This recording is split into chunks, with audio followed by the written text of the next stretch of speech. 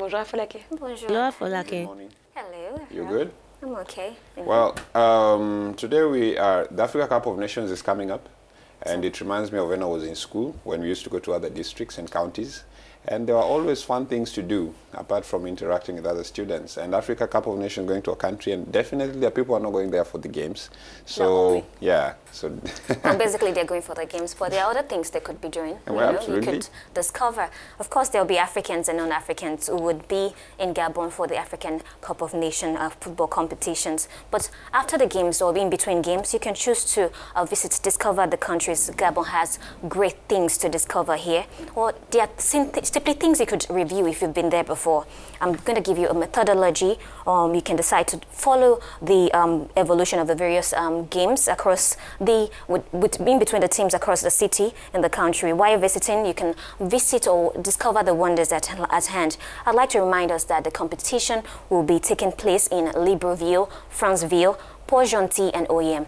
This morning I'm going to be starting with Oyem, which is where the team C will be based. I'm talking about Ivory Coast, Democratic Republic of Congo, Morocco and Togo. Now, this place is actually located in the northern part of Gabon, or in the region of Woluwe. Now, this area has a dense forest, rainforest. You can take a trip to the Minkébé National Park at the extreme north of the country, which also shares a border with Cameroon. It's the second biggest rainforest block and one of the last vast wilderness left on the planet. Minkébé is home to an estimated 30,000 individuals, and it's also the largest. It has the largest population of elephants in Central Africa. Many other charismatic species live here in the forest. We have gorillas, buffaloes. I've mentioned elephants, and there's been reports that people seeing the giant forest hogs, which are quite difficult to see elsewhere. We have crowned eagles, we have leopards, bongo antelopes, among others.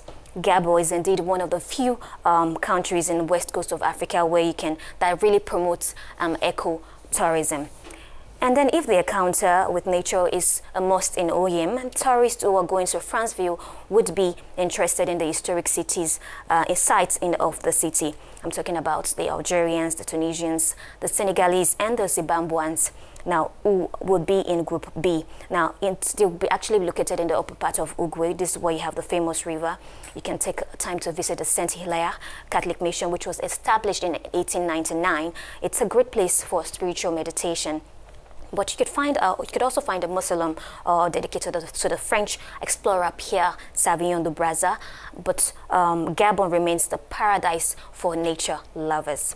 Now, Gabon, from Franceville, you could just take a few steps to the Puboro Falls. It's also famous. It's along the Ogwe River. It's about 30 meters high, and in comparison to that of Niagara Falls, which is about 52 meters, 32 meters, is not doing bad.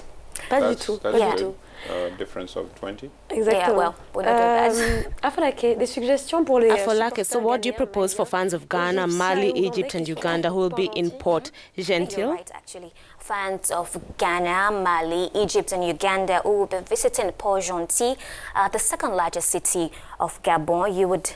If you've never been there before, you would discover that this city was actually built on an island, and where some neighborhood are connected in such a way that it's quite attractive by channels. Now, you cannot help but notice this. It's quite appealing. There's for those who want to push their curiosity further, you could knock on the doors of the virtual Museum of Arts and Tradition of Gabon. Port-Gentil is also unique for its white, clean sands, where you could go, it's a beach actually, where you could go swimming or go surfing. My advice for football fans out there is not to forget their bikinis or their sportswear. But if you're not the type who would love the waters, who would want to go swimming, you could get a guide or a company who would, where you could visit the zoo, which is close by, very close to the town, the town, I beg your pardon. It's quite large, it's about 20 hectares large. And then winding up with Libreville, the city hosting Group A, you have where you have also the host country Gabon, but also Burkina Faso, Cameroon, and Guinea-Bissau. Now, in fact, if you choose to go to Libreville, you'll be spoilt with the choices of places, things to do and places to visit. I'm talking about well, essentially, if you want to go cultural, you could go to the Museum of Arts and Tradition of Gabon in the city of Arts, the Memorial Mba, where you have the first president of Gabon. For those who want to unwind after the games, or or you can simply choose to go to the bars or the clubs where you could party. Gabon, Libreville especially, is renowned for its numerous clubs and bars. But also they have some specialized shops and villages for artisans where you could admire the expertise of the artists and craftsmen of Gabon. Anyways, football fans who would love to travel for the AFCON and who are willing to visit Libreville can freely do so, because the finals will be taking place there. The opening ceremony will also be taking place there. The opening ceremony was going to be very soon, January 14, and it will be ending February 5.